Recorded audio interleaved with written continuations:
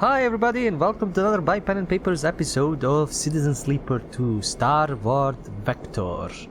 Let us jump back in where we left off, which was kind of like a end of the beginning, or maybe the beginning of the end, I don't know. We need to do some work. What is this? Karsten Supply, Shifter and Supplier. Yeah, we can buy the feed lines, we'll deliver that. That's not. Contract board, crew contract, crew. Convoy signal, export risky. Station management have located a convoy signal. They are concerned to see one so close and are looking for someone to disable its source. Buy signal contract, okay. Fuck. I need to buy this. This sucks. I need food. Make purchase. Okay. Got that. Swift scrap sold. We don't have anything that's gonna trigger anything there. We can eat here. Good money. Nothing to complete here. Depends. I think previously when I played and completed this, not the other one. The export connections. I need to find crew, basically. But I have too few dice for everything. So I can do this, but there is like 25% chance of a negative. But that's the only thing I'm good at. This has no work. Contract board, I got that. I need a crew for that. Depends. No intuition, and I don't think I can do anything here. Yeah, I don't have anything. So my only option for using dice is to use it in this, which is dangerous. I'm proficient in engineering, but it's dangerous still. So he lost energy and got that cryo, which is a neutral outcome, which is good. But let's try it again. Get dice 3, which is okay. Neutral outcome. Okay, I got 10. That's good. I'm getting cryo. That is good. And I can get some energy back by eating the fries. Okay, I'm good. This is good outcome, basically. The map says where is the other thing? The other thing needs 2 fuel, it needs 3 fuel, so I'm gonna need fuel, definitely. Rigs engine, need the fuel lines. I'm just gonna cycle and pray to all the gods for better dice. Come on. Come on, yes! Okay, that's good dice, that's great dice. I can probably finish the export docks now. Let's explore the docks. Did I lose 2 energy? No. Okay, export complete 3, that is good. I'm not gonna waste good dice, I'm gonna risk this one. Okay, no, I'm gonna risk the number 4 actually. No, it's the same, right? Yeah, it gives me the same, so I better risk the... I'll use the 3. It gives me the same outcome section. Okay, negative. I lost energy, but I've completed it, which is still okay. Export, busy nursing station. As you're gliding across the docking concourse, you hear a scuffle. The noise of raised voices cuts through the conversation drifting out the dockside shops. Glancing down an alley, you see a huddle of figures shouting back and forth. You spot one man. I should probably tone down the music a little bit more, but I'll do it manually here. You spot one man in the middle of the group, surrounded, pushing the others back as they grab at the bags lugging over his shoulder. Oh yeah, I need to... Oh Jesus. You don't like the way this looks, but then again, Seraphim told you to keep your head down. Rush in, I'm definitely gonna lose this. There's a chance I can cause a distraction with intuition. Neutral outcome. Check past. Okay, at least it passed. You look around for something that could break up the fight and see a thick cooling pipes running down the alley wall. You quickly try to understand the system and choose a valve to start spinning. As you do, the system begins to vent in sequence down the alley, violent jets randomly bursting into the air. There's a scramble in the alley, and you spot the figure who was being attacked drop down to the alley floor. Then your vision instantly fills with pale liquid as a jet of coolant jumps out nearby, missing you, but sending you spinning in 0G. After a few moments, you manage to steady yourself. As you do, you see a clear alley, the assailants having fled, with one figure gliding towards you. I suppose you think that was clever. The man gives you a severe look. You like to break up fights you didn't start. He laughs. Belt's gonna eat you up. Femi, stubborn salvager captain. He shifts the large bags on the shoulder, weightless and unwieldy in 0G. I was helping. The man laughs. Well, he shakes his head. Thanks, I guess. He kicks off and drifts past you.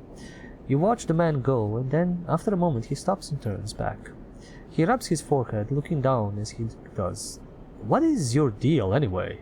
He sighs. Maybe you are new here, but Hexport is no place for do-gooders. You need...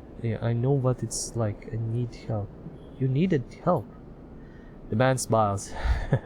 I don't think so. He shakes his head. Bunch of cowards. Idiots, too. Getting beat up over some scrap. Look, let's not hang around, alright? The man pats his chest. I'm Femi. He unshoulders one of the bags and pushes it towards you. Make yourself useful. Let's head. You get the strap of the bag over your shoulder and follow him through the docks, gliding past the concourse towards the connecting bridges. He cuts down a side passage, looking back to check you are following, or to check if I stole his shed. Then he stops at the docking bridge connecting to a dull green ship with yellow markings. You look out the viewing window and its odd catamaran-like shape, seemingly built from two separate hulls welded together. Cymbal Crash, he says, and you assume that's the ship's name. Femi, you bringing in strays? A young woman, brightly dressed and stretching as she drifts into the passage. She glances at you. No offense. Nia, headstrong and spirited salvager. Nia, Femi shakes his head. This one, he squeezes your shoulder, helped me fend off some Hexport scum while you were busy sunning yourself. Nia raises an eyebrow. I'm sure you could handle them, big brother. Her glib response hides the flash of concern that passes across her face. You can't tell if Femi noticed. Nia turns to you. Thanks. She smiles sweetly. And I'm sorry for my brother. She shoots him a glance. Just in general. Nia? Femi murmurs. Enough now. He reaches over and takes the bag you were carrying. Nia rolls her eyes at you, but stays silent. Factory Row wouldn't take these. Femi hefts the bags. I'm gonna load them back up. Maybe we'll find a use for them. He turns back to you. Thanks for the assist, Sleeper. He nods firmly. Not what I expected. He slaps the button for the bridge door and kicks off along the docking bridge to on his way to the Cymbal Crash. Nia looks at you with raised eyebrows. I hope my brother was joking. Or did you really help him? I tried. Thank you. She looks back at the ship. My brother needs help more than he admits. What do you mean? She tenses. I don't know if... She smiles a tight smile. I shouldn't have said anything. She pauses, thinking. I want to ask you something. She takes a deep breath, then gives you a direct look. What is she building up to? Are you looking for crew? She looks away. Sorry to be direct, but you seem like, well, if you are on Hexport, maybe you are with a crew. She stops herself. I mean, maybe your crew needs crew, maybe you are looking... Why do you ask? Nia looks back at the ship, then at you. Look, I'll be honest. Being on a crew with my brother is nice, but he is suffocating me. She frowns at her own bluntness. I'm not a kid anymore, you know? But he still sees me like one. She shrugs. I want to show him I can handle myself. I need experience. I need to run some contracts. She gives you a determined look. What do you say?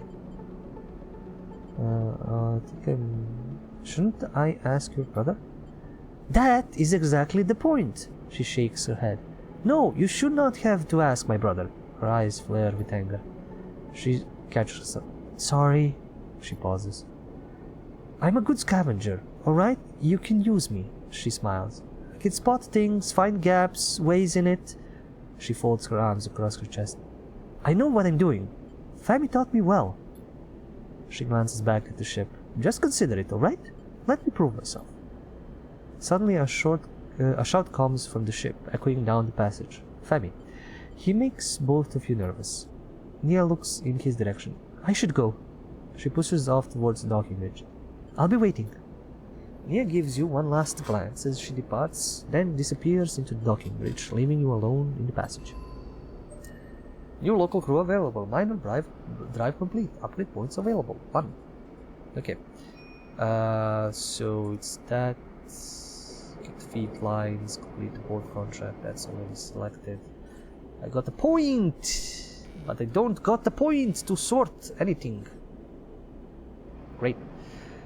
Okay. Hexport trade hall. Yeah, I need fuel. I need resources. I need everything. So. How many days to here? I don't know. I'm gonna buy 2 fuel. I think that's gonna be enough for a back trip, for there and back, if I remember well. So buy 1 fuel, buy 2 fuel. Supplies are enough, but I'm definitely gonna need to eat something better to get my stamina up. If I'm gonna go now. Warehouses, freight storage. This is new. Freight loading. The warehouse at Hexport Docks supplied industrial operations of the station, meaning they need constant loading. Why is it everything endurance? I wanna be a mechanic! Can I be a goddamn mechanic for you guys? I just want a mechanic shit. Okay, so this will give me some cash to work with, which is good. This gives me nothing. I can probably eat a lot. This gives me nothing, is buying. Contract board gives me also nothing. And this is endurance, so I basically have nothing to work for except for money. And if I'm gonna go now, I'm gonna have to go now, basically, which means because of the timer. So I get the money, I get some supplies, and you know, buy something to eat. Where is the other thing? Where is the money thing? This is the money thing. I don't know what this is gonna give me. That's the problem. Yeah, I did the skill required to see, or repeatable action. In the first game, I think you have at one point you can buy a skill or upgrade yourself to be able to see which of these gives you what. So you don't need to worry about you know, fucking up and doing something. So this play star and stroker. Okay, this might give me actually more. Let's see how much that's gonna give. It's gonna be a 100% success. 9 cryo. That's not good. I got 10 cryo from that, and I can't reload back to, you know, get better outcomes. So I'm gonna go do this. Yeah, I get better cryo with this. I got 12 now. I'm gonna have to buy a good, yeah, full energy. I get full. That's good. And I'm gonna need to buy more supplies. Supplies are more important. And one more, just in case we get stuck outside. I'm gonna buy 1 more fuel. Fuck it. So we are gonna be off. Convey signal. Confirm vector. I get 200 cryo. Requirement disable signal source. I can't take him, but I'm gonna take her. And he's locked. He's locked in. So his skills are these 2. Hers is this. Stress has 4 stress. He has more stress to you know, survive. So we filled our crew, and let's go. Confirm crew. Yes. I wish there was at least some save points, so if I fuck up and not confirm a crew, I can reconfirm, because otherwise I'm gonna get fucked. Oh, the dice are shit. Seraphim.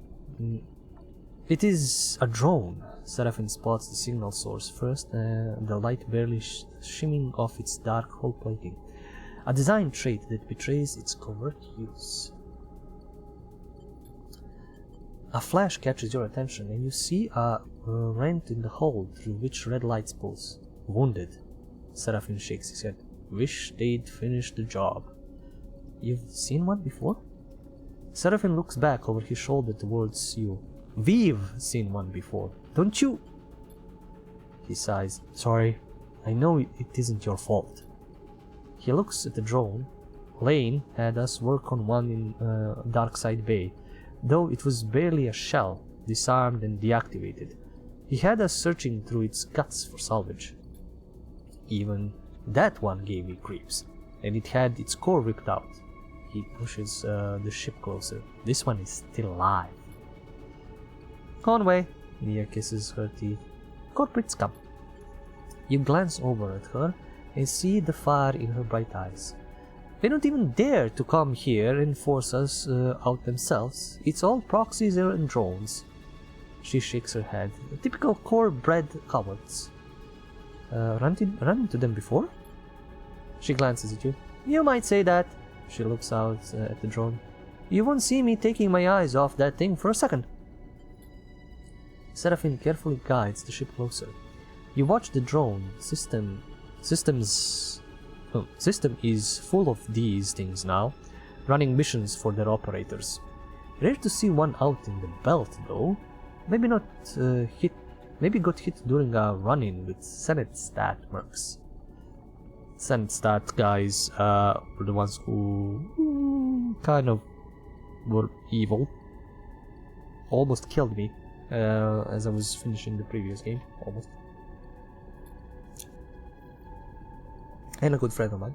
Anyway, it looks like it's drifting. Most of the system's blown out, but look there. He jabs a finger towards a red light on the far side of the drone. It's still broadcasting, and maybe even receiving. How do we shut it off? Seraphim brings you even closer. What I remember from the Darkside job is that the central core and the broadcast array need to be shut off to kill these things. Core will turn off local systems, and the broadcast array will sever the link with convoy operators. Seraphim swallows. But you can bet those systems are protected. This is too dangerous. Let Seraphim explain. Your attention is suddenly drawn by a shudder from the drone, like a tremor running along its length. This thing is rigged to blow, Sleeper. He frowns. We go slow and careful, and we don't touch anything we don't know about. He turns back to Mia. You hear that? I got you. She looks sincere. Seraphim brings the rig to a stop, close enough for you to cross through open space to reach the drone's hull. Let's suit up. You head down to the airlock to prepare. As you get suited up, you think of the corporate war taking place in the inner system, the war that this drone was driven from. Out here, on the shore of the conflict, the biggest danger is that this flotsam and jetsam drifting in with the tides and orbits of the system might one cycle bring the war with it.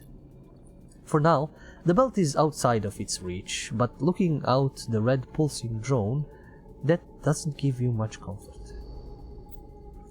Welcome to your first contract! Yay! While on a contract, you will be able to assign 2 dice for each crew member. That is cool.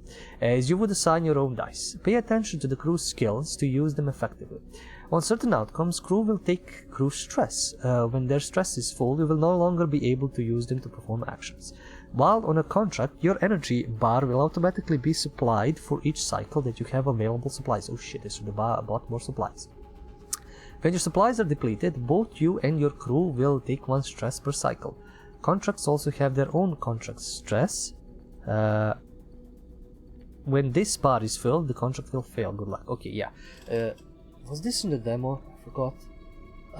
But yeah, I need more supplies to each cycle, and the bar will automatically be supplied for each cycle. Okay, and then stress. Oof. I need to do this quickly, that's the problem. So let's see, cold damage, exposed drone interior. Identify route. It might be possible to slip through the gap in the drone's damaged hull, but once inside, where to go? How to find the broadcast array? This is also good. It shows which of the characters is good with this. Like, she's good with intuition, so you can chuck her here, and she can do this. So there's the stress also for this. Drone stress, rig to blow. Create opening. There is a gap where the drone sustains some damage. With a lot of effort, it might be possible to pry away the plates and create an entry point. And there is a lot of the broadcast access. The drone damage provides a lucky access point to the broadcast array, which will have to be disabled. It's good that we have this many characters doing this many things, because this is a lot. I have 4 supplies. Access hatch.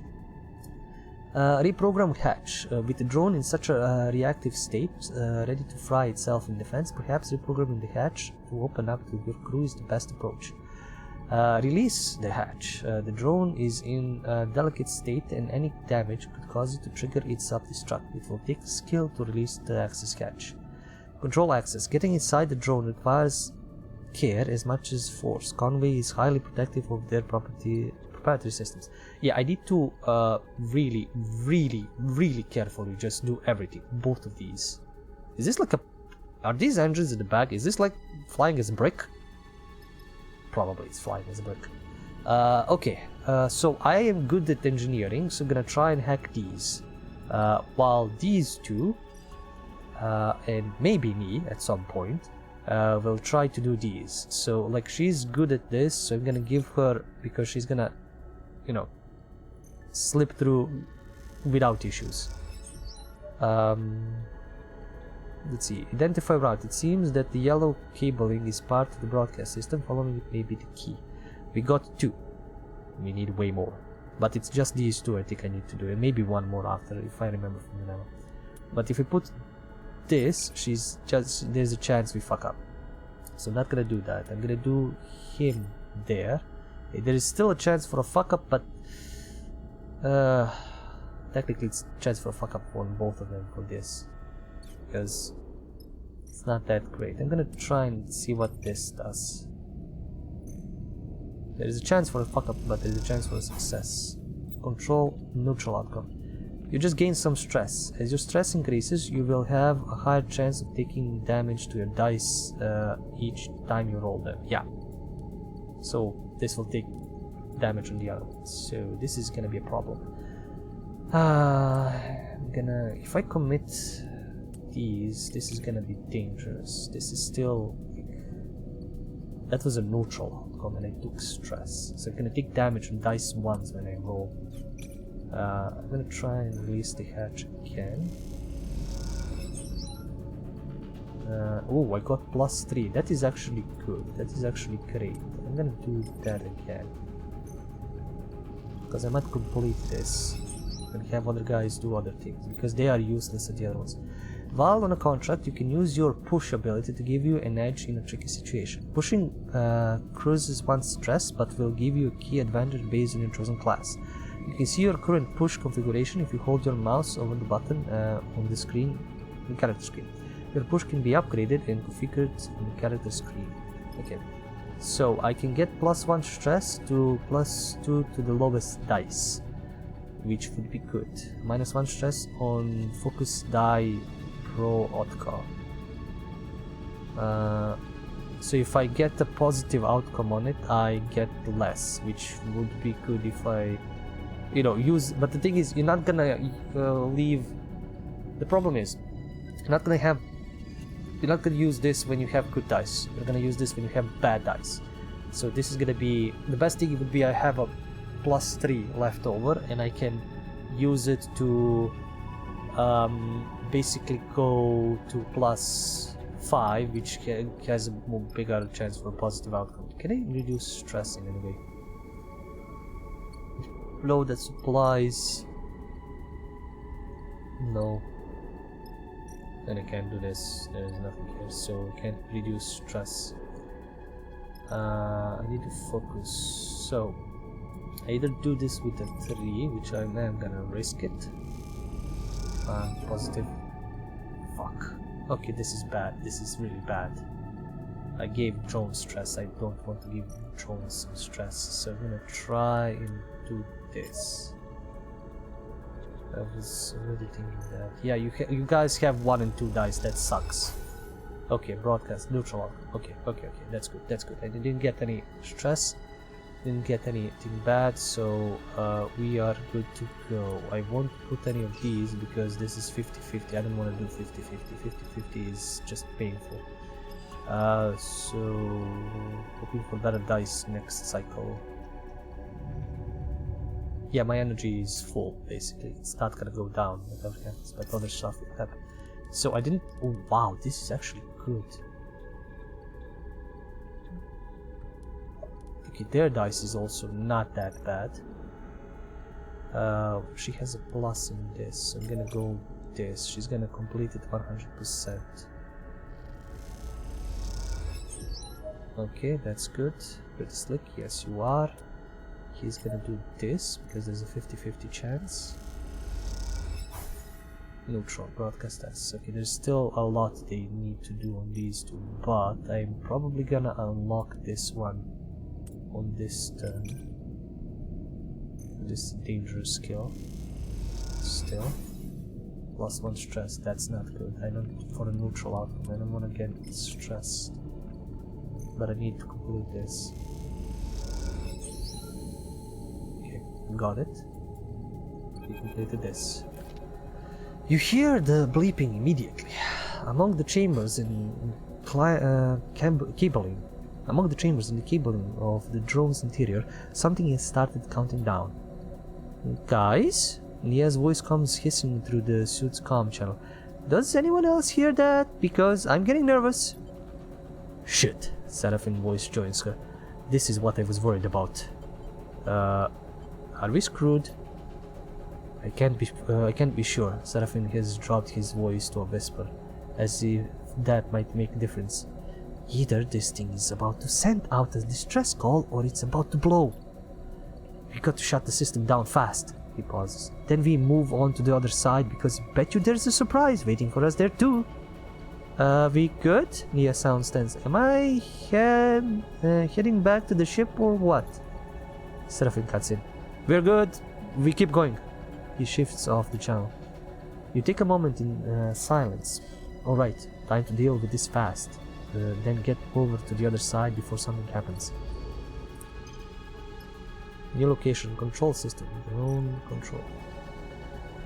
Okay, she has a plus in it, I have a neutral in it. Disconnect backup. In the core, you see the drone is running on backup water. Disconnect that carefully and you will be one step closer to a full shutdown. Core disabled. Disabling the drone's core will stop it from ever restarting and causing export or the local crews more trouble. Drone death. Disable the core, shut down the broadcast array. Once both are done, this convoy drone won't bother anyone anymore. Drone countermeasure. A flashing red light signifies some change in the array. You better not wait to find out what. So he can't do this, he has minuses on it. I'm neutral on it. And she can do it with like here and there. Let's try a risky 3 dice. Negative outcome. Okay, she at least just got stressed, so there is nothing else that can happen. I can also try it. I will get stressed, which is not good.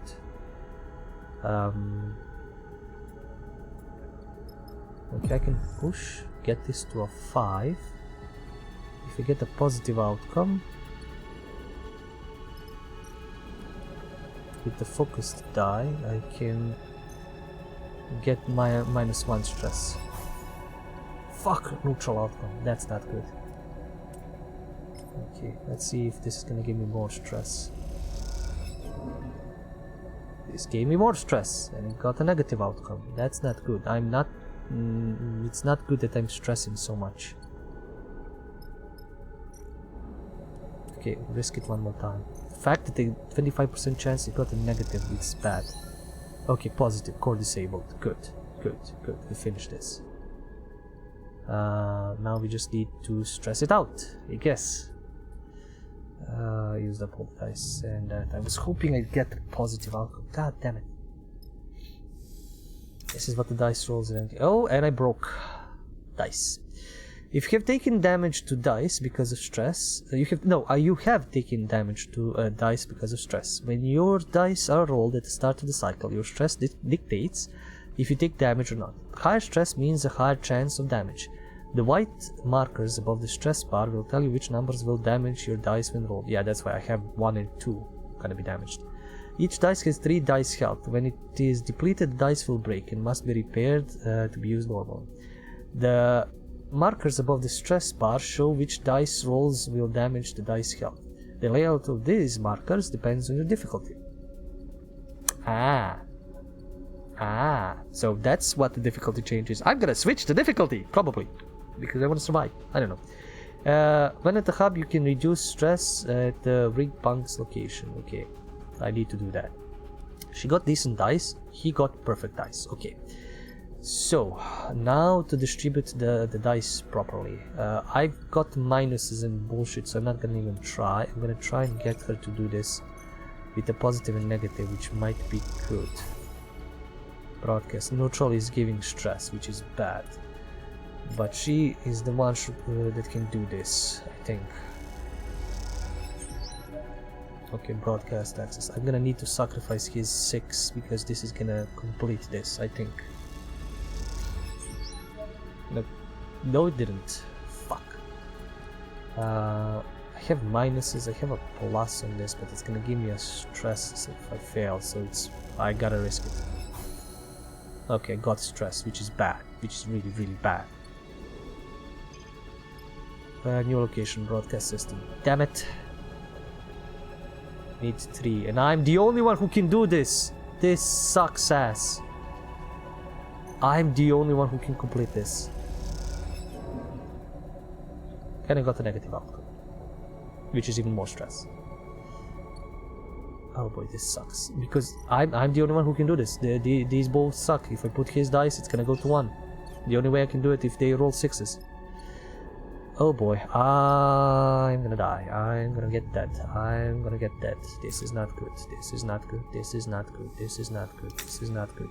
Shit! All of my dice are broken. Or shit position. Yeah, if I put these guys on, they're gonna have level 3. Okay, let's try him. He didn't stress at all.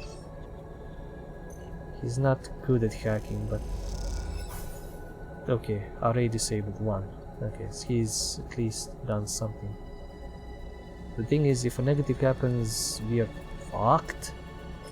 And I have to waste this because I need to get off this place as fast as I can. Array disabled. Okay. The thrumming, pulsing interior of the drone goes still for the first time since you boarded it. You look across at Seraphine and Nia and share a smile. You all exhale so loudly it can be heard over the suit's shared comm channel. The drone is dead. One less piece of convoy shit to worry about, Nia grins. We killed it. Don't get too excited, Seraphine cuts in. It was looking pretty rough when we got here. You make your way back to the hull, the drone now faintly rolling in one direction with stabilizers offline. Nia catches up with you as you glide towards the rig. We make a pretty good crew, Sleeper. We do? Nia grins wildly. She punches you on the arm playfully. You reach the rig's airlock and take one last look at the drone's dark hull. It catches the light as it rolls in the vacuum. At some point in the near future, this drone will likely be smashed to pieces by one of the many asteroids of the belt, spread across this place as twinkling dust. The thought pleases you, as does the thought of all that cryo Hexport now owes you. Time to go collect. Contract complete. The contract is concluded. You can leave via the map. The maps. We will the maps, yes. You can now travel back to the hub. Once you leave, you will not be able to return back to the contract here. Because if you have some more things to do, or if you have more dice to expend on the ship, somehow, you can still expend it, or like explore the place more if you have extra things that you haven't completed. We don't, sadly. We can't expend, so we need to go back. -5 stress during travel. Thank God that removes stress. I would be fucking screwed otherwise. I am still screwed. I need to remove more stress. But at least the dice I got is cool. Is good. Anyway. After docking at Hexport, Seraphim lets go of the controls and leans back in his chair. Nia leans over to you. Thank you, Sleeper. She stretches. I know you took a chance on me. Glad to have you. Nia smiles an infectious smile. Feels good to make a contract work, Seraphim smiles. No matter how we pull it off. It's hard not to agree, and it feels better when the Hexport courier comes with a lockbox full of chits. Lane may still be hunting you, but this should help the effort to slip his net. Suddenly, you hear a familiar voice. Nia! Femi glides into view, approaching from the docks. He fixes you with a stare. What are you playing at, Sleeper? Nia wanted to come. You go to speak, but Nia drifts forward, cutting you off. Don't come throwing your weight around, Femi. I can make my own decisions. She glances back at you. Sleeper took me at my word, and I am grateful. Femi is fuming. Did they now? He turns to you. Well, if you are working for Sleeper, I hope they paid you well. Nia looks away. Well, I asked, so... Femi smiles. Oh, so they aren't paying you. Seraphim crosses his arms. Let's keep this civil. You realize this is the first time he's meeting Femi. If we are being civil, seems like Nia is owed her share. Femi fixes you with a severe look. Pay Nia share. It's fair. She helped. She helped a lot. You grab around a quarter of the chits from the lockbox and hold them out to Nia. She takes them sheepishly. All right then, Femi smiles. We are good here. He turns to leave. Nia mouths sorry and follows Femi across the docks. Seraphim watches them go. You sure know how to pick 'em, Sleeper. He shakes his head. He turns away and heads back along the docking bridge. I just hope we aren't going to end up a stack of cryo short and we need to get out of here. We probably are. I spent all of it on other stuff. Mind the drive complete. You completed the drive and earned an upgrade point. You have push upgrades available. Go to the character screen in UI to see them. We will do that. We have push upgrade. I don't know if I can take it off and put it on here. We will see. -1 stress on focus die pros outcome, which is good. +1 to affected die. This is better. Because this way I can get not +3 to the lowest die. So if I have a 2, I can have a 5.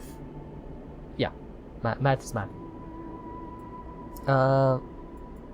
I think both are the same, and then this is minus stress effect on neutral and pros outcome, push cost glitch, not stress.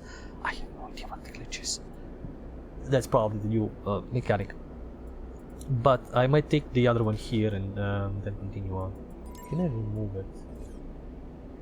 Nope. Can I change it? Oh, I cannot. I'm stuck with this. My choices have been finalized. Oh, fuck me. Sideways. No! I still don't know the whole game. Never mind. Okay, I've got good dice, but I've got stress out the ass. How can I de-stress? Supplies. Supplies saved for contracts, but it's really available if you use or survive. Can I de-stress? Recovery. Sometimes needs to rest and distract complete bunks. Okay, reduce stress. Okay, we will see. That is okay. I need supplies. He didn't get any supplies. Or maybe he did. I'm full on energy. I don't have anything else to do here except collect the money. Or get money. So I can buy more fuel and all that. And when I go for a contract, the fuel requirement is for there and back again. So all I can do now is buy 2 more fuel. I have a lot of money, but that's gonna be spent pretty quickly if I don't watch out. So this is the fuel for there and back again. I'm gonna have to get all the supplies. Or maybe, well, depends if I go now or not. Let me see if I can de-stress. That would be kind of helpful. Okay, -1 stress neutral outcome. Let's try and de-stress again. Okay, I'm good with stress. That is good. Problem is I'm gonna be losing 2 dice. I don't know how to repair them. I don't know how to repair the dice. I don't know how to repair the dice. I'm panicking. I'm not repairing the dice. So this is not gonna be done at all. Export trade hall, just buying die. We have to buy supplies. The next one is gonna be even more dangerous. We have to buy supplies. Contract port. How many days do I have left? I have 1, 2, 3, 4, 5, 6, 7, 8, 9 days. 9 days. So I can spend another day farming, maybe. Need to defuse the shift. Sell raw scrap. This is the little corner one. Export canteen, eat chicken. So I'm gonna spend 1 more cycle hoping that he finds some supplies. I'm gonna spend all the dice on making money because I'm gonna need lots of money. So I'm gonna do this.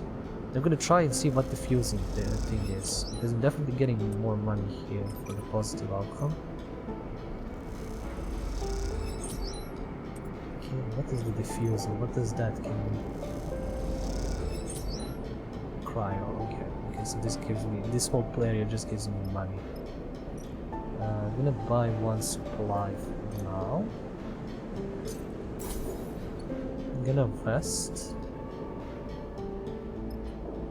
Hopefully he's gonna find some supplies. Maybe, we'll see. We'll see what dice I get now. Holy shit, dice are good. And I think I got the supply. I don't know how to repair the dice, which is gonna be a problem when we leave and I start losing dice. Nothing here is repair. Freight loading. This is like supplies is for eating, nothing else. Supplies typically save for contracts, but when food isn't ready available, you need to use what you have. Yeah, I don't have repair dock or anything. Rest and recover. Okay, I've recovered, that's good. I can still use a lot of these to get a lot of goodies. Well, monies. So I can get all of the fuel. I'm not gonna risk it. I'm just gonna complete these to get more monies. And then I'm gonna leave. I get 2 more supplies and then I can leave. Yeah. There's the monies, supplies, purchase supplies. Fill. Okay, I'm filled with that. I'm filled with fuel to get there and back. So I'm gonna go and check this. From Vector. Select him, he's locked. Let's travel to contract. And hold to our assholes, because this is gonna be difficult. The Solheim derelict fills the cockpit window, all twisted plates and skeletal strutwork. He watched it in horror and fascination as Seraphim completed the approach, both of you silent in the presence of this decaying beast.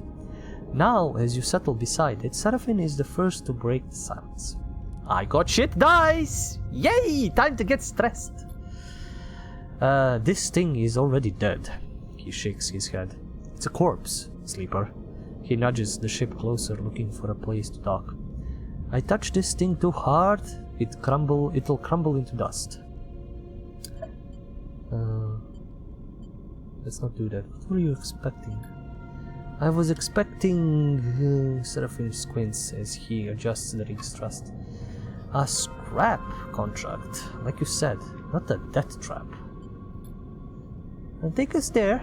That's the bridge. Junie points towards one end of the ship, and both you and Seraphim turn around, having forgotten she was even in the cockpit. She hasn't said a word since you departed. She glances at both of you, both of your bemused faces. What? She looks away. Sorry, that's where we need to go. She stops pointing. Seraphine nods towards Junie. She's not wrong, Sleeper. The bridge should be a good start. Assess the wreck first. Junie settles silently back into her seat. She looks away out of the cockpit, and you are unsure if she is upset or just embarrassed. Carefully, Seraphine brings the ship close to the derelict and guides it along the hull. The rig's lights ripple over the broken surface, finding gaps and cracks everywhere. It seems remarkable that the derelict is still held together. Shit! Seraphine hisses as a huge spinning piece of debris drifts in front of the cockpit. He pushes the rig down beneath it, squeezing between the debris and the hull, and as he does so, an ear-splitting screech signals the rig scraping across the delicate skin. You freeze for a moment, waiting for the breach silence to sound, but the moment passes and you relax. You glance at Seraphine. His face betrays no emotion. This isn't safe, Seraphine shakes his head. I'm going to find somewhere better to settle the ship. Then we need to suit up and work our way along the hull on foot. You look back at Junie and see her still in her seat, eyes wide. You okay? Junie looks at you. There is a sudden unfamiliar hardness in her eyes that surprises you. Then a moment later it is gone and her gaze softens. I'm okay. She smiles a flat smile. Don't worry. Seraphine brings the ship away from the derelict skull an inch at a time, then slowly brings it round to settle close to a mostly intact hull plate. This section is fairly free of debris. He nudges the ship a little closer. We should be good to hold here. Seraphine unclips from his seat, and you and Junie follow suit. As you all glide down towards the airlock, Junie silently follows. You can't help but feel judged. As you reach the airlock, Seraphine begins suiting up. If we are lucky, that little collision hasn't started a cascade that will end with this place coming apart under our feet. Seraphine violently kicks his legs into a set of EVA trousers, clearly irritated by his own carelessness. We need to be more careful. It wasn't your fault. Seraphine shoots you a look. Fault isn't going to matter when we are floating off into the black. This is a delicate job, Junie says quietly, almost to herself. The data core will be fragile. She casts a furtive glance in the direction of you and Seraphine. Very fragile. Understood. Junie nods appreciatively. The rest of the preparation process takes place in a tense silence, each of you considering the delicate job ahead. You suit up too, though you don't need a helmet to breathe. You slide one on and lock the seals for protection. This wreck isn't going to give up its salvage easily. The core should be near the bridge, maybe even inside it. But there is a lot of wreck here, and there might be good salvage tucked away in the cargo hold. Once the suits are on and the seals are checked, you cycle the lock and stare out at the vast expanse of the twisted hulk before you. Time to go to work. Okay, she got a good dice. And there is stress on the ship, which I think we occurred by smashing it. Damn it, I told them to be careful. And we have stress on everybody. Let's see, corroded airlock, bridge entry.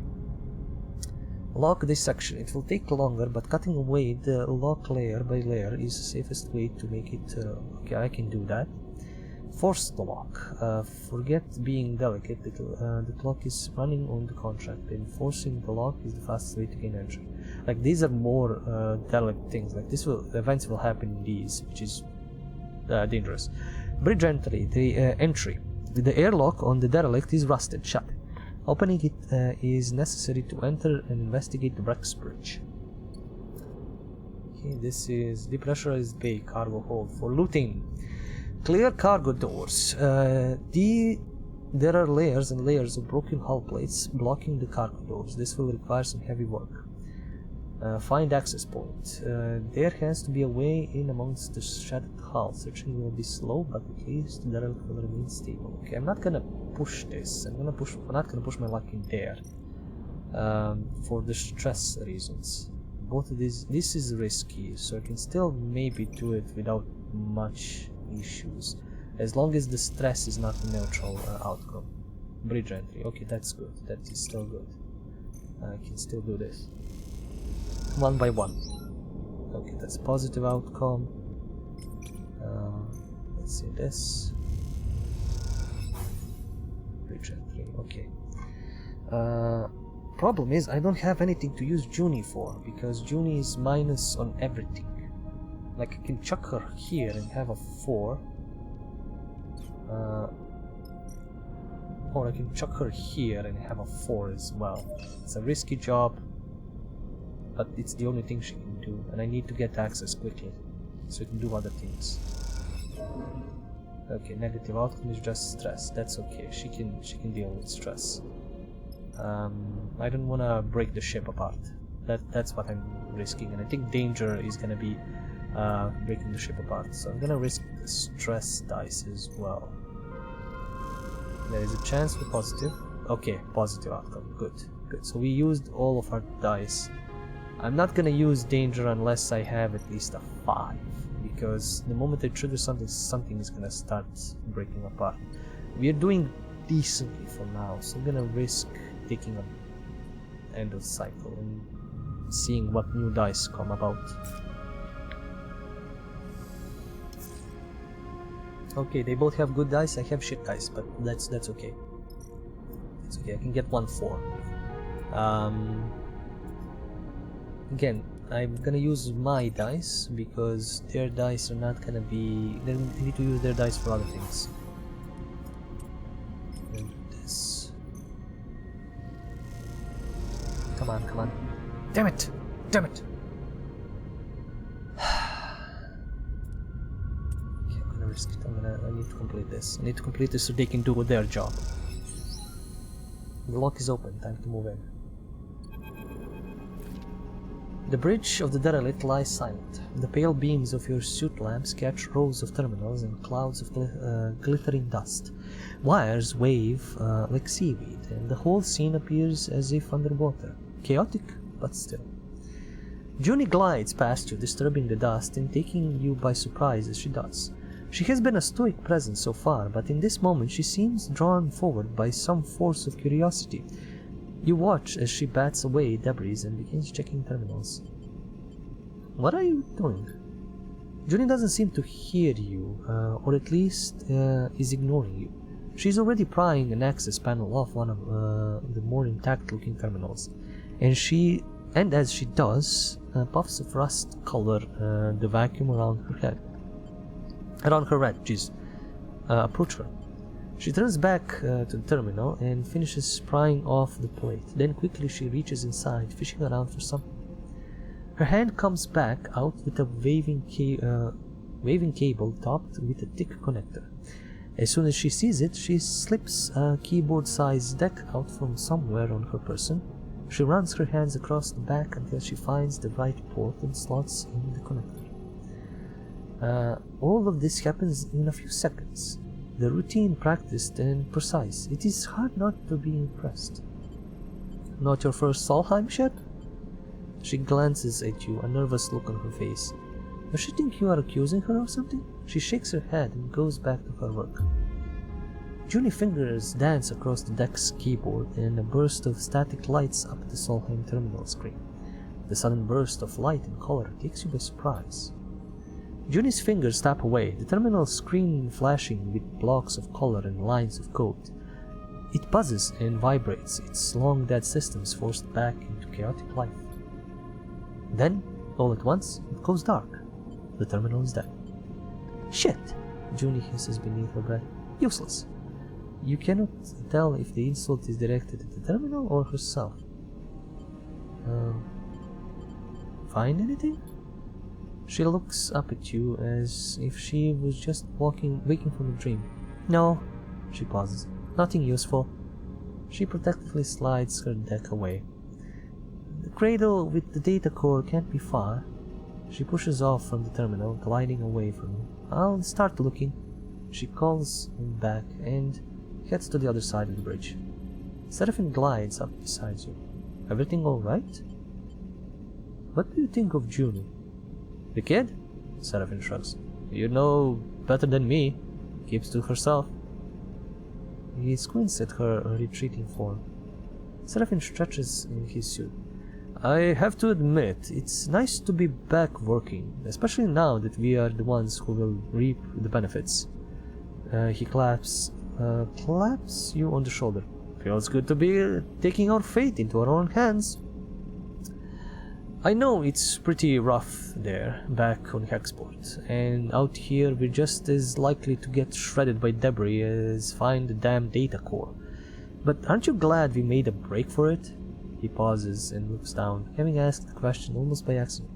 I mean, I just don't want to speak for you. I'm glad too. Seraphine smiles. You'd better be. I didn't give up that little dark side cupboard I was living in for nothing. He laughs at his own joke. Look, Seraphine checks his suit's wrist seals. Once we've got a bit of space behind us, once we've gone the distance, if we even manage to get that far, he furrows his brow. Don't feel you owe me. I'm no charity case. He's probably gonna leave because he's too good of a crew member, and they're gonna give me some other crew members maybe. You want us to go our separate ways? Fine by me. He meets your eyes. Just do me the favor of telling me to my face. That won't happen. Seraphine nods, but doesn't respond. After a moment, he shines his torch out into the dark, checking the rows of terminals all across the bridge. You watch the glittering dust as it eddies in the beam. Seraphine sighs. Let's get to it. You watch as he crosses the bridge, his torch probing the dark corners. You feel a chill run through your body as you imagine the people that once ran the ship, the Solheim crew, surely long dead. What was it like here before the collapse, when this system was the jewel in Solheim's crown? It's impossible to know. That history is lost to you now. All you can do is pick what you can from the ruins. New location discovered. 2 new locations. No, 1 new location discovered. There's nothing else. Okay. Derelict bridge. Reboot the systems. Rather than haunting old pathways, rebooting the selected systems of the ship systems might reveal the data core's location as it responds. Track the pathways. One way to find the ship's data core is to systematically track the old pathways to the derelict in hope of finding one that connects to it. Data core location. The bridge and data core must be connected, but in a wreck as big as this, tracing the connection is a challenge. Yes, it is. I fully agree. This is still gonna be... let's see how much I get on a full 6 die success. 2, that's gonna suck. I need a lot. So I'm definitely gonna need to put these guys to work. I don't know what the danger negative is gonna be. Okay, positive is good. Okay, we are doing for now. We are decent for now. I'm not good with both of these, so I need to leave them to do. I need to go back here and work on this, which is still risky but still doable. I need to do this, and I need to get a positive to get 1 less. Come on, positive. Yes, okay, great. This is good. I got 2 and I got positive. That is good. We all have shit dice, so I'm not even gonna do anything. That is the end of the cycle for this. We will see how dice fare us next cycle. Come on. Okay, I've got good dice. They've got decent dice. They still need to work a lot on this. They are working on this. I'm working on the other things. Okay, data core good. She's got a risky, but I'm gonna have to risk it at this point, even if it triggers something else. Derelict stress, that's bad. A crisis will add 1 contract stress per cycle unless resolved at crisis location. Fuck, that's a crisis location. I forgot that those exist. Where's the crisis location? Hull bridge. Seal the hull bridge. Oh, he's the only one who can do this. Oh boy, that's not good. That's definitely not good. I can try to risk... Yeah, that's not good. I wanted to get inside of this. I'm gonna have to... I wanna get this. I don't know what's gonna be inside, but I wanna get this. Yeah, of course it triggers another more location. Map the base. Countless vast bays stand from here deep into the derelict. Scanning and mapping each one will allow you to navigate them safely. It's a risky job, but somebody's gonna do it. Oh fuck, I could have boosted it. Can I boost again? Yes, I can boost again for extra stress. That's a positive outcome. Let's try this. Okay, scrap survey. New location. Again, deep base. Extract raw scrap. Deep inside the derelict there are masses of intact scrap. This is valuable material, but it's also what's holding the ship together. Okay, I can do it as much as I can, but I don't have good dice for these. So I need to work on these, which is gonna be a problem because this lowers it by 2. Can I do anything in here? I can help with this.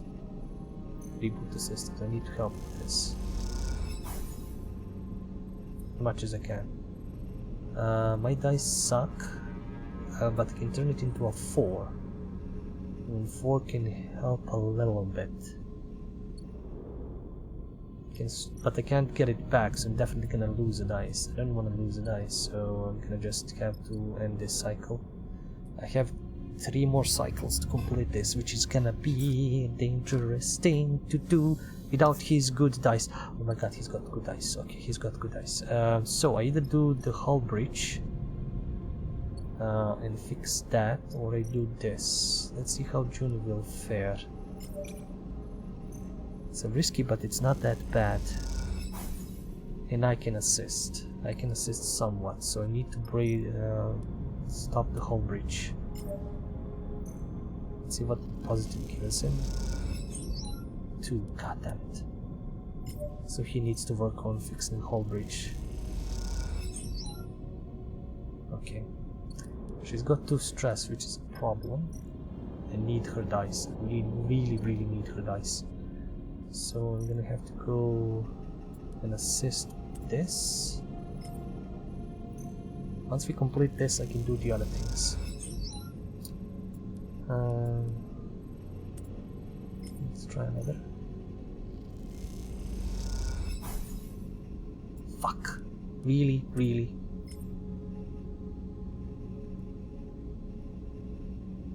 No, it's not gonna trigger stress on the ship. So I'm gonna try this. Okay, good. I didn't waste shit. A new location! God damn it, more! I didn't even check what this is. This is data core cradle. Okay, this is data core cradle. Isolate core. The core is fragile, but by rerouting the data connectors to it from the cradle, it could be lifted free without damage, at least in theory. That's me and her. Slice the core. One way of getting the fragile core out is to physically cut it free. Slicing each connector individually through the potential for damage is high. Yeah, but I can do this perfectly, like without issues. I'm definitely gonna do this. I'm not gonna risk anything else. Like, Junie can try this. It's gonna give her stress if she fails. Okay, let's risk it. She has 1 stress. Okay, she's good. Neutral outfit. That's good. I've used up all of my useful dice. I can stress myself to get a 5 and then slice the... Yes, I will get a 5. This will increase it to 6. I will get 1 stress back and I will complete... Yes, this is good. This is good exchange. This push is good. This push is actually good. And I'm close to finishing this. And this is gonna be dangerous if he doesn't get good dice next round. But we need to end cycle. We used up all of our stuff. I think I might actually start losing energy or whatever, or getting stress. Okay, we got shit dice. All around. She's still the only one who can do this, so I'm gonna... Wait, can she help at all?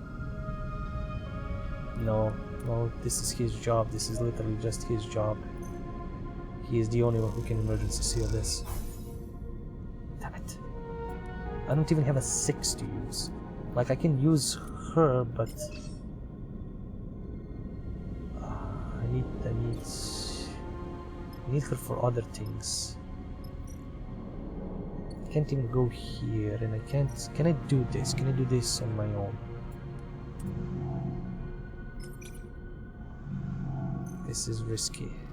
This is really risky. Okay, that is good. And if I do this, there is a good chance I will complete the core thing. Damn it. I didn't know I would get damage to the core. 50-50 is not good. I need to push myself to get a good dice. Yeah, I'm definitely gonna need to push myself good. I should have done that. But now I need to risk it. Push myself, get the good dice, get this done. It's over. The work is done. You watch. Extract the core from the Solheim derelict cleanly. Core conservator. Got an achievement. You watch nervously as Junie guides the core out of the cradle. A large ball, almost half your height in diameter. It glides up and out of the framework that held it. Connectors waving, loose and cut. Her breathing comes through the suit's comms, loud enough to be picked up, and it fills you with tense energy as you watch. Over the course of this job, you have seen Junie both focused and distracted, nervous and precise, but you have not seen her any more confident than in this moment now. She floats beside the data core, handling it with care and skill, as if it was the vast egg of some endangered bird. She glances up and sees you watching her, and you notice something unfamiliar in her eyes, something that you have perhaps seen in a passing moment before. Only now it is no momentary lapse or change. It is set in place. You see determination. She guides the core a little away from you with one hand and at the same time comes forward, almost placing herself between you and her prize. And it does seem to be hers in the way she handles it, the possessive way she screens it with her body. We need to talk. The statement comes flat and deadpan. Any nervous tremble gone. Right now. What are you doing? Sleeper. She takes a deep breath. I want to be honest with you, but I need to know you won't take this from me. Junie glances around the cradle defensively, but Seraphine is already heading back to the ship to prepare the cargo bay for the core storage. You two are alone. Tell me and we'll see. Fine. She folds her arms, but it's staying with me. Karsten doesn't deserve this. This treasure, Sleeper. Junie glances over her shoulder at the core. Do you know how many of these are left intact? She shakes her head.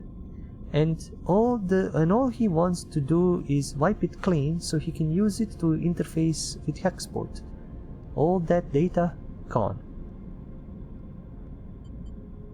So what do you want?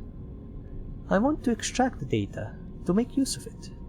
You see some genuine emotion flicker in her eyes. She sighs. After extracting the data, the core will be unusable. There is a security system that will fry it if data duplication is attempted. I can delay the security response long enough to copy the data, but after that, she trails off. You've done this before? She looks down. Yes. She meets your eye. This is why I came. Look at this place, Sleeper. She gestures to the cradle room, a dark, twisted cavern of long dead tech. How many of these places are left? How many chances do we have to recover anything this old, this fragile? Like it or not, we live in Solheim's shadow, in their ruins. And yet, we know almost nothing. What chance do we have of understanding how we got here and when others like them, like Senate Stat and Conway, are descending on this system? This is actually amazing because you can basically, this is like raiding a dungeon or a ruin in like fantasy world. So basically you can still make this whole game but fantasy. And instead of like flying or going into space, you can have a cart that you're going like all over the fantasy world. So this system, this mechanic, and this way of storytelling can be done for anything. Like we can even do it for modern day shit. This is basically a visual novel with extra steps because you have the dice and the strategy and the panic around that. So you have actual gameplay. It's still basically a visual novel, but you have the extra steps of gameplay, and I wish more people picked up on this. Like, either make their own systems, which might be difficult, or just like say, hey, guys, you made a great game, can we use your dice system and, you know, mechanic to make our own game? Which I don't know if they can give like the whole source code for that. So basically you just use everything, the UI, the source code, and you just replace the images of characters and like text, and you use up everything else, and like really change like the push option to like maybe if you're like a wild mage, a wild magic option, and you get just push yourself, or it can be still a push option basically, but like you push yourself to do better work as like a paladin or like a rogue or something like that. And you can still make amazing and interesting stories, either like make Warforged, quote unquote, something like that, in a fantasy setting and you're a Warforged, or something like a magical golem, or just make it like fantasy, and you know, you can still be like a normal rogue and be like, I don't know, corrupted by some corruption that you need to stave off with magical crystals that, you know, not many people have, and you know, you can make shit up. Make a lot of shit up. Like, my mind is just thinking of ideas right now, and I'm just a stupid idiot sitting here and playing this. So you can literally make series and series and series of these games. Maybe not wait 3 years. Like, you could probably, if you have good writers and you don't spend too much on like design, and I don't think you can spend too much on design. All of this doesn't have animations. This is just like fixed locations.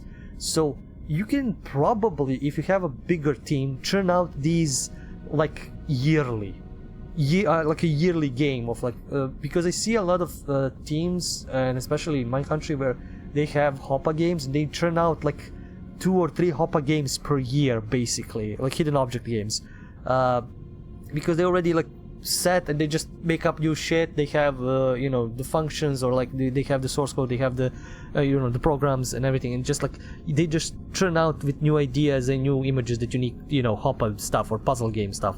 And I've actually sat in one of their meetings and just chill out and meet. This was like 5 years or 6, maybe even more years ago, when I tried to be a QA there and all that. And like they you know, they basically just chat around and think, how is this gonna be this, or how is that gonna be that. It's interesting. So you could basically make a shit ton of games of this genre, of this, by just, you know, using the same basic you know, template and changing it. It can be fantasy, it can be medieval, it can be sci-fi, it can be modern day with like supernatural elements. You just need to tweak some stuff or rename some other stuff, and there you go. And then of course read very emotional, very heart-wrenching stories. As you will see, I will be crying at some point, most definitely, in these episodes. Don't I'm not gonna say I won't. I am not, I have balls. I will say I will cry at some point. So anyway, let's get back to the plot. Blah blah blah blah blah. Okay. What can we learn from the core? I don't know, Sleeper. That is the point. She gestures around herself. Yeah, this is like an undead like not undead. This is like an forgotten ruin. So yeah, the only animation is me moving the mouse and like changing the screen a little bit. We could learn our history and how this system was settled. We could better learn the technology we build our lives on. We could uncover Solheim's crimes and seek to make amends. She looks at you with pleading eyes. We could see beyond survival, towards something else. You have never heard Junie speak like this, and you realize that you have taken for nervousness what was actually control. This, the person in front of you defending a decaying data core with their life, is the real Junie. Engage, take it from Junie. Yeah, I'm gonna fail this. I am a weak-ass conversationalist, or whatever, engagement, Jesus, fighter. Yeah, I suck at this. But when you think of Lane, of the place he likely put, of the price he likely put on your and Seraphine's heads, and of the feed lines with which leaving Hexport will be almost impossible, is this even a choice? Explain about the feed lines. Junie listens carefully as you tell her about the deal with Karsten. The feed lines he offered you, and that both you and Seraphine are on the run. Then I'll help you. Junie doesn't flinch. We find another way to get those feed lines. Karsten is an idiot. I can hack his security and you can pull them out of there. Or Seraphine looks stuff. Maybe he can grab them. She looks desperate. We can do it. We can do something. Don't you work for him? Junie glances away. Look, I knew you wouldn't take me if... She sighs. I might have misled you there. I knew he knew where the derelict was, and I heard your conversation. I've been keeping an eye on him. She pauses. I know I lie, but I can help you. Let me strip the data from the core, and I promise to help you get the feed lines. She meets your eyes with intensity. It's a lot of information to take in all at once. You need a second to think. Let's do it. Thank you. Junie looks genuinely moved. This is a gift to all of us, Sleeper. I hope you will see it like that. If I can see somehow you getting 300 more credits, or at least 250, then I will see it. Junie turns to the data core, quickly gathering one of its loose connections. She takes out her deck and plugs it in, then crosses her legs and places it across them, floating tethered beside the core. Her fingers begin tapping at the keyboard, teasing out the core's data and whatever Solheim secrets it might contain. As she does, Seraphine enters. He braces himself in the entryway. What is she doing? Junie doesn't seem to notice. Destroying the core, emptying the data. I'll explain later. He eyes you suspiciously. I hope you know what you are doing, Sleeper. He nods. He nods towards the core. That's our ticket out of Hexport. Junie will help us. If you say so. You both turn to watch Junie stripping the core of its secrets. A while later, once the core has been emptied out and its defense mechanism has scorched its seams black, you watch the metallic sphere spinning gently in the room and wonder if you have just made a terrible mistake. Contract failed. That I don't like looking at that. That is bad, that is bad, that is very, very bad. Okay, so we have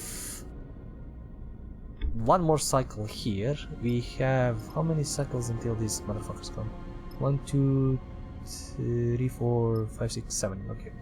I haven't fixed this, which is a problem, but she might be able to do it. I need to try. Fuck.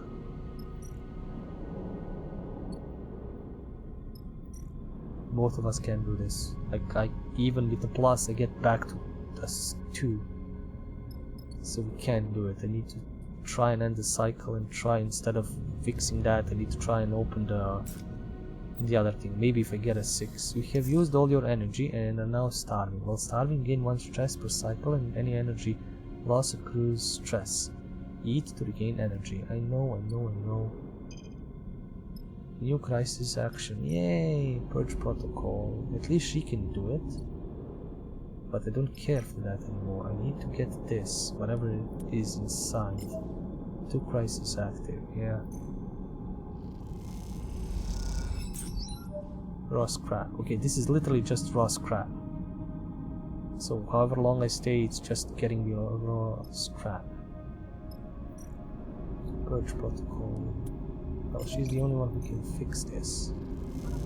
Not even I can help her. Well, I can technically help with this. Since I can't really help with the other thing. Yeah, no, it's a minus. I completed, kind of completed the protocol here, so let's see if I can get this to be done. Okay, protocol deactivated, so that is good. 1 crisis, but I have 1 turn to complete this. If I get stressed, it's gonna be okay. I just need to finish this. Okay. Breach 0, positive outcome. That is good. Now I can maybe stay 1 more turn. Are we all gonna get stressed, or are we... Well, let's see. Stress cruise. Oh, everybody's gonna get stressed, so she's gonna get stressed. So do I need... I don't need her, I just need Seraphine for this. So I'm gonna stay one more cycle. Risk one more cycle to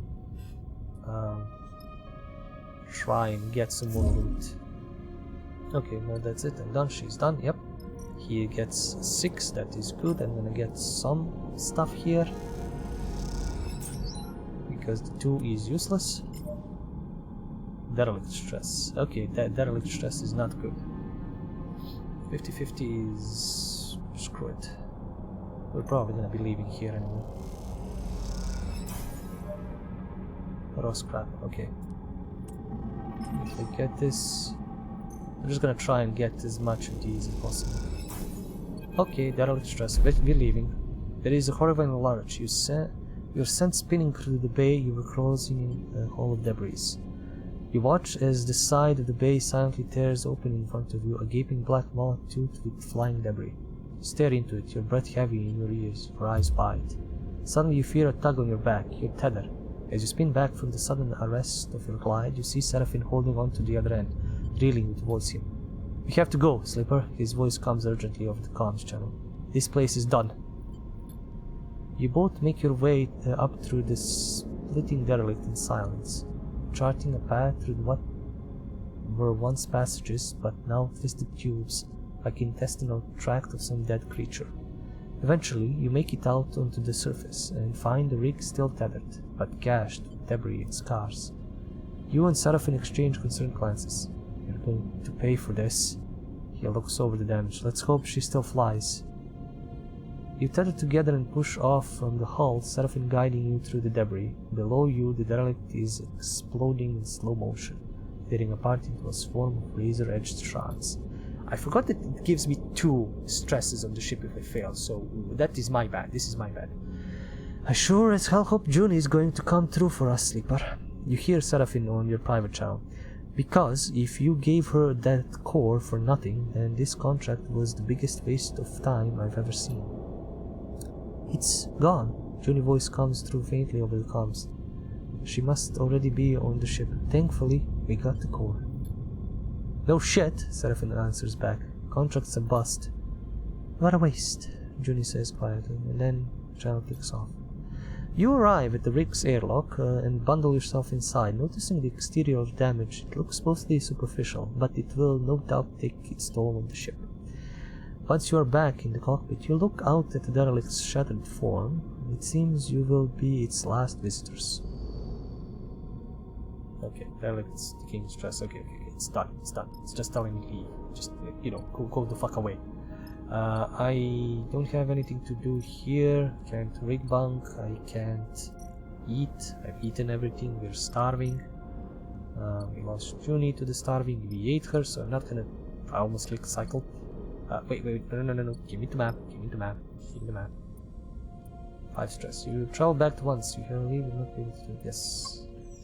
Contract concluded. In failure. As you arrive into Hexport, Junie speaks up from the back of the cockpit. "We are going to have to act fast if we want to take those feed lines." You and Seraphine exchange glances, you and both still getting used to this new Junie. We? Seraphine raises an eyebrow. "Only one of us fried the core and stole all its data." He shoots you a look. "And for some reason, we'll let you."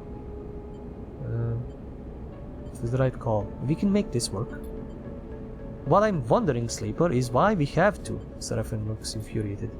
"I don't think Karsten is going to take kindly to the idea that we brought someone pretending to work for him on the job and let her have his prize." He scoffs. He points at Junie like she is an object. "Do you even know what she's up to?" Junie looks between the two of you. "Hexport hasn't exactly been kind to me. You two trusted me, even though I didn't deserve it. I'm not used to that. I want to repay it. Not to mention that Karsten is probably ripping you off. Even if you get enough cryo, what's to say he won't raise the price? Trust me, he is no good. I was trying to deal with Karsten to get those derelict coordinates from the moment I arrived here, and he ran me in circles." She shakes her head. Seraphine is watching her closely. "Even if I do take you at your word, which given everything seems a little tough, How do we even do this? He raises an eyebrow. You're telling me we just drift in there and take the feed lines? Look, I get it. You don't trust me, she pauses. But what if I have a vested interest in this working out? There is nothing left for me here, and I don't much feel like hanging around waiting for Karsten to figure out my involvement in all this. I need safe passage. You need the feed lines to grant it. She allows herself a smile. See where I'm going with this? Seraphin sighs. I don't like it, he pauses, but it makes sense. What do you think, Sleeper? We all get something. Exactly, Junie smiles. Let me prepare. I'll head to the factory row, scope the place out, meet me there, and we can work out a plan. She glances between the two of you. Trust me, we can find a way. We'll keep it simple, clean. Simple is good. Agreed. Seraphin cuts in. His dark look betrays his concerns. I'll go scope out the bay we need in factory row. We should split up. Less likely for Karsten to suspect us. Meet me there in a few and we can finish setting up. Junie unclips from her seat, floating. This is also realistic. They don't have gravity generators. They probably just have mag boots and, floating around.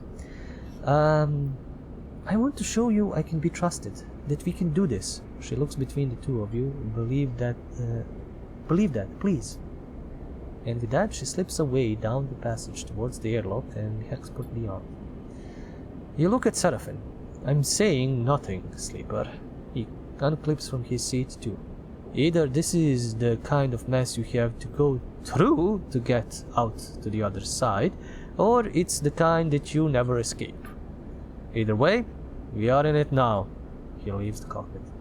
You stare at the chaotic lights of Hexport and wonder if anything in the Starward belt ever runs smoothly. Nope, nothing. Absolutely nothing. Seraphin wakes you gently. Sleeper, we are out of time. He checks the door to the bunks and you hear a faint banging in the corridor beyond. No, we're not! We had days! What the fuck are you talking about? He turns back and meets your eye. Oh shit. I should cut this point and recap. I didn't think this is gonna start right here. So I'm gonna end it here and then I'll continue it next episode. This is basically where the demo ended. Like with us coming back, talking to Junie, and that's it. Like I didn't have this cut off, so what was happening here. So this is the end of this episode. We'll come back next episode to continue this story and continue what's gonna happen to us. Because the time, I think, automatically passed to the next section, which is the next part of the story, which is, the timer that we were trying to avoid. So I could have spent more time either grinding or getting gear or stuff. I didn't know. This is my first blind playthrough. Not blind playthrough, but the first time I'm playing it. I haven't played the second game, so this is me experiencing it for the first time. Anyway, thank you guys for watching. Thank you for sticking around. Do the like, subscribe, comment, dance. There is Patreon for support. You can check out this madness live whenever I stream on Twitch/bypenandpaper, or you can check out my YouTube channel at bypenandpaper for demo analysis, first hours, let's plays, whatever else I record on there. Till next time, as always, do remember, it's the stories that we play. See ya.